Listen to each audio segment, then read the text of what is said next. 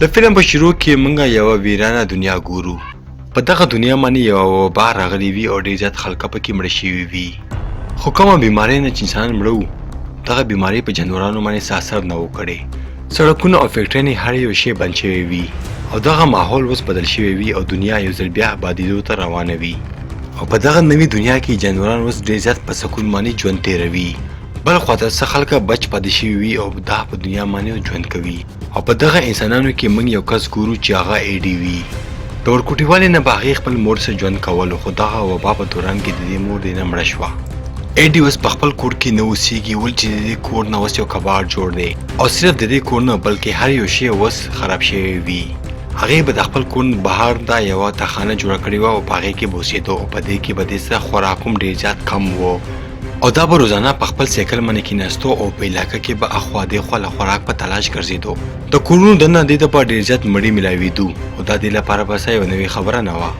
ایډي په خپل علاقه کې یو واحده کس و چې دلته به یې ژوند کولو او دې اوس خپله ټوله علاقه چاڼ کړې وي او د ضرورت سامان اوس دلته کې ډېر زیات کم شوی وي. هغې سره صرف یو سایکل و او دا به له خپلې علاقې نه بهر ته هم نه وتو، ولې چې دا به یېرېدو که چېرې هلته مې څوک ونیسي او ما به مړ کړي او حلال به مې کړي او مې خوري. ایډي غریب د خپل زندګۍ نه ډېر زیات تنګ شوی وي او ټایم پاس کولو لپاره به دې موبایل هم نشي استعمالولی، ولې چې په دغه دنیا کې اوس بجلي هم نه وي او نه هم د بجلۍ ډیمونه وي. او دې چې په کور کې څومره کتابونه وو هغه دې ټول وویلو او ټایم پاس کولو لپاره به دې په کور کې سبزي کرلې وه او اوس هغه ډېر زیات خوشحاله شوی هم وي. یوه شپه د کور بهر ناست وي او بره سپوږمۍ ته ګوري، خو اچانکه د هلته کې څه اوازونه واوري او هغه ویریږي او په منډه خپلې تخانې ته لاندې راکوشي.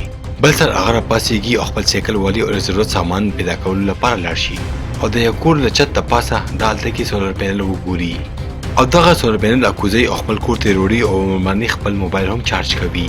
او موبایل چارج کولو نه پس هغه غانې اوري او ټوله ورځ ګډېږي او خوشحاله هم وي.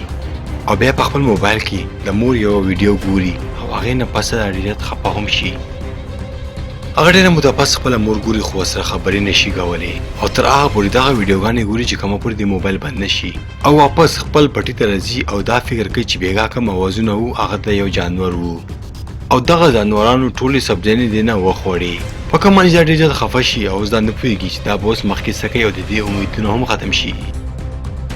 هغه یو ځل بیا دغه سبزیانو نه زړه روکاږي او بیا یې کري، خو دا به یو ځل بیا ډېر غټ انتظار کوي او په دغه سوچ باندې دا یو ځل بیا غوسه شي او په غلطۍ باندې خپل ځان ته خپه خوږه کړي او هغې نه ډېر زیاته وینه هم راوځي او دغه زخم نه دې ته انفیکشن هم لګېدی شي او مړ کېدی هم شي. بیا دا ځي او خپلو کتابونو کې د دغه زخم باره کې څه معلومات اخلي او ځان ته یوه دوایي هم جوړوي. او بیا یوه شپه دا خپل تره او د هغې د ښځې تصویر ګوري او دا فکر کوي چې دې دواړه به هم ژوندي وي او بیا دا یو سوچ کوي چې زه دوی را پیدا کړم او دوی سره ژوند وکړم او دغه شانتې به زما زندګي لکه غوندکې اسانه شي. خو په سایکل باندې دغه کار کول ډېر زیاته مشکله وي. بیا دا یو پلان جوړوي او یو نقشه هم جوړه کړي او د روډ میپ په ذریعه باندې دا به له خپل تره کور ته لاړ شي او دوی به را پیدا کړي او په دغه روډ تلو باندې به دې ته 2 هفتې ولګي او که په دغه پلان کې دا کامیاب شي نو الله دغه شپه دې لپاره ډېره زیاته سخته وي او بیا دا ډېر زیات سامان په خپل سایکل کې ایږدي. خیر بیا دا بل سر خپل کور نه وځي او هغه ټوله ورځ سایکل وچلوي او چې کله به دې باندې شپه راشي نو دا په هغه ځای کې ټینټ ولګوي او شپه تېره کړي او کم خوراک سامان چې دې سره وي هغه دا په لاره کې استعمالوي. او ښه خبره دا وي چې ایډي په لاره کې کم یو بلډینګ وګوري هغې دننه لاړ شي او له ضرورت سامان ترې راواخلي. بل هفته خو دا هر څه سوي، خو بل ورځ چې دا کله راپاڅي هلته څه اوسۍ راغلي وي او دین یې ټولې اوبه څښلي وي او ورسره هغه سولر چارجر یې مو ته مات کړی وي چې له کوم په مدد باندې هغې خپل موبایل چارج کولو. په کوم باندې چې هغه ډېر زیات غوسه شي خپله تومانچې باندې ډزې وکړي او ټولې ګولۍ ځان ته ختمې کړي او بیا ډېر زیات خفه کېږي چې ما دا څه وکړو. خو بله ورځ یو ځل بیا دا مخکې حرکت وکړي او دې پرې دا په لاره کې یو سین وګوري. په کوم باندې چې ډېر زیات خوشحاله شي چې له اوبو انتظام خو اوس وشو، د دغه سیند نه لږې غوندې اوبه راواخلي او په یو کچه لارې باندې مخکې لاړ شي. خو دا سایکل ډېر زیات په تیزه چلوي او په غلطۍ سره دا لاندې په یو کنده کې لړه شي. دغه کندې له پاسه چا واښه اچولي وي او دې نه ظاهرېږي چې دا د چا یو چال و. دا دغه کندې نه بهر ته روځي خو دا ناکامه کېږي او دا له خپلې تومانچې نه په هوا کې لږې ډزې کوي چې څوک وګوري او د دې مدد دپاره راشي، خو بدقسمتۍ سره څوک هم رانشي. بل سر دا بیا داسې ګوري چې هلته کې څوک شته او او دا په خپل د ماشومې ډېر زیاتې ډزې کوي. دلته چې کوم انسان و هغه یو جنۍ وه او دا د ایډي له ګورې نه بچوي هم وي. دا ایډي ته وایي چې اول دغه هتیار ته ماته راکړه او زه به تا د دغه کاندید نه بهر ته روباږم. پهله خو ایډي داسې کولو نه انکار وکړي خو بیا دا پوه شي چې ما څخه خو څه بله لاره هم نشته. نو بیا د دې خبره ومني او دغه هتیار دې ته ورکړي. خو دا دومره بیوقوف نه وي چې دغه هتیار دې ته ډاک ورکړي هغې ته ټولې ګولۍ وکاږلې وي. خو بیا د دغه جنۍ ووایي چې ته ماله ثابت دی که چې ته بیمار انسان نه یې. په دغه خبره باندې ایډي خپل شرټ اوچتوي او دې ته خپل جسم ښیي او د دې په جسم باندې داغونه نه وي.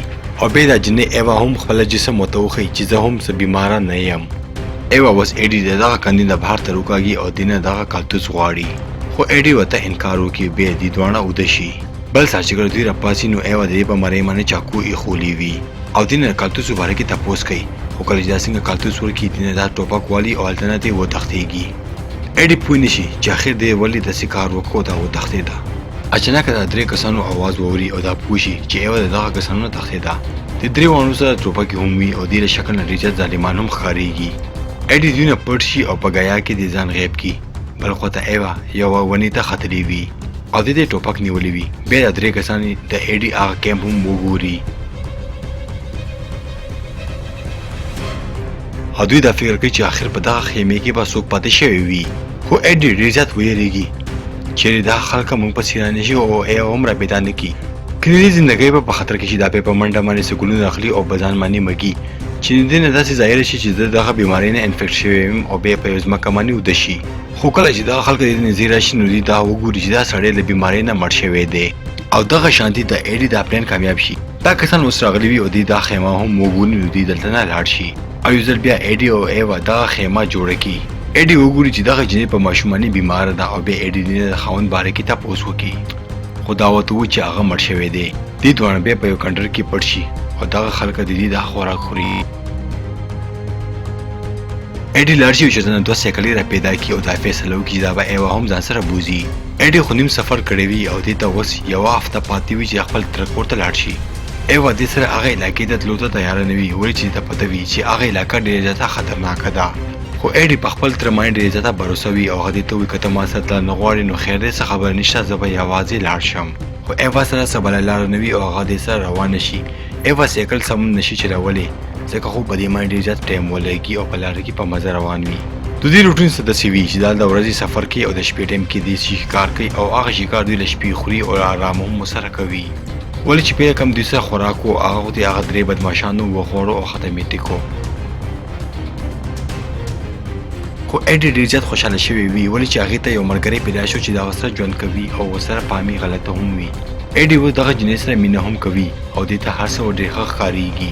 خو دوی ته دا پته نه وي چې هغه درې بدماشان اوس هم دې پسې ګرځېږي. ایډي چې دې جنۍ ډېر زیات خیال ساتي او دا جنۍ هم اوس دې سره مینه کوي. په لاره کې دې دواړو ته یو تالاب راشي او دې دواړه هلته کې په دغه تالاب کې بیا لامبي.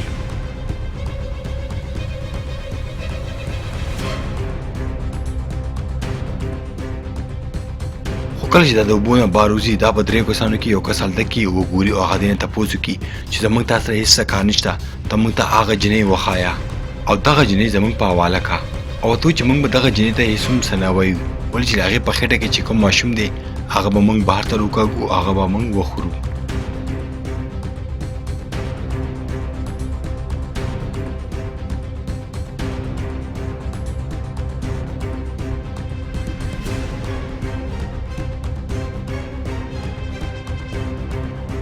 او ته دغه جنۍ لاس واخله موږ به دغه شانتې تا پرېږدو. د دې هر څه خبرو باوجود ایډي دې نه ونه یېرېږي او دا دغه جنۍ سره یو ځای شي او هلته نه دې مخکې حرکت وکړي. خو دغه شانتې یو څو ورځو سفر نه پس ته دا د خپل ترک کور ته رارسېږي. ایوا چې کله دغه کور ته راشي نو هغه ډېر زیاته خوشحاله شي ولې چې ته خو یو کټ میلاو شو چې دا پکې اوس په ارام وده شي او په دغه کور کې د خوراک په تلاش کې ولګي. ایډي دلته کې ډېر زیات پریشان دی ولې چې هغې اوس پورې خپل تره په دغه کور کې نوي پیدا کړی. خو کله چې کور نه بهر ته راشي د دې یاره اوس حقیقت کې بدله شي او له هغې تره مړ شوی وي او د کور بار یې ورکوټۍ غوندې کې قبر هم جوړ وي او اوس د دې اخري امید هم ختم شي او دا د تره په تمه دلته کې راغلی هم وي او ایډي ډېر زیات خفه شي. بیا هغه ایوا ته ځي او هغې نه دې درېو کسانو باره کې تپوس هم کوي. خو دلته کې ایوا دې ته ټوله کیسه وکړي او ورته وایي چې کله دې درېو کسانو ما څه زیاتې کولو ما په دوی باندې حمله وکړه او دې نظر وتښتېدم او دا درې کسان ما پسې او زه مړه کولم خو زه ترې وتښتېدم او دغه شان د دې دواړو په منځ کې یو جګړه هم وشي. ایډي ترې خفه شي او له کور بهر لاړ شي. خو کله چې ایډي بهر وځي دا درې کسان دلته کې راغلي وي او په لاس کې ټوپک وي او ایډي ته وایي چې دغه جنۍ زموږ په حواله کړه او ته وایي که ته غواړې نو موږ سره ملګری شه او دې جنۍ سره به موږ غلط کار وکړو. خو ایډي داسې کار کولو لپاره چېرته کې ریډي وي. ایډي خپل ځان بچ کړي دلته نه وتښتېږي خو دلته کې پیله دا په هوا کې یو ډز وکړي چې ایوا ته پته ولګي او دا بیداره شي او خپل ځان هم بچ کړي. خو هغه درې کسانو کې یو کس ایډي ونیسي خو دې نه پیل چې دا کس ایډي مړ کړي شاته نه پرې څوک راشي او دا کس مړ کړي او دا بل څوک نه وه بلکې د دې تره ښځه وه. دلته کې اوس دوه کسان پاتې شي یو کس خو ایوا پسې لاړ شي او بل کس دوی پسې راشي خو دغه ښځې یو جال دلته کې خور کړی وي او دغه سړی پکې ګیر شي په کوم باندې چې دغه سړی مړ شي. بیا ایډي او له هغې د تره ښځه ایوا پسې راځي او هغه بچ کوي خو هلته کې یو بل سړی موجود وي او دوی دواړه وګوري او په دوی باندې ډز وکړي او دغه ګورۍ لاړ شي او ډایرکټ دغه ښځه په مټه باندې ولېږي بله خواته د ایډي وتښتېږي او ځان ترې بچ کړي. بیا دا سړی ډېر زیات غوسه شي او دا ایوا ونیسي او هغه وخي په ځمکه پرته وي او دا ورته په خېټه کې لتې ورکوي خو ایډي بیا هلته کې راشي او هغه شور جوړ کړي او د دغه سړي پام غلط کړي خو په دغه موقع کې ایوا راجیږه شي او په دې باندې یو تیر وردننه کړي او دا سړی دلته کې مړ کړي او دغه شانتې دې دواړه اوس د خطرې نه بهر شي او په آخره کې ایډي ایوا او هغه ښځه په یو کور کې ژوند شروع کړي او دغه فلم زموږ دلته کې ختم شي.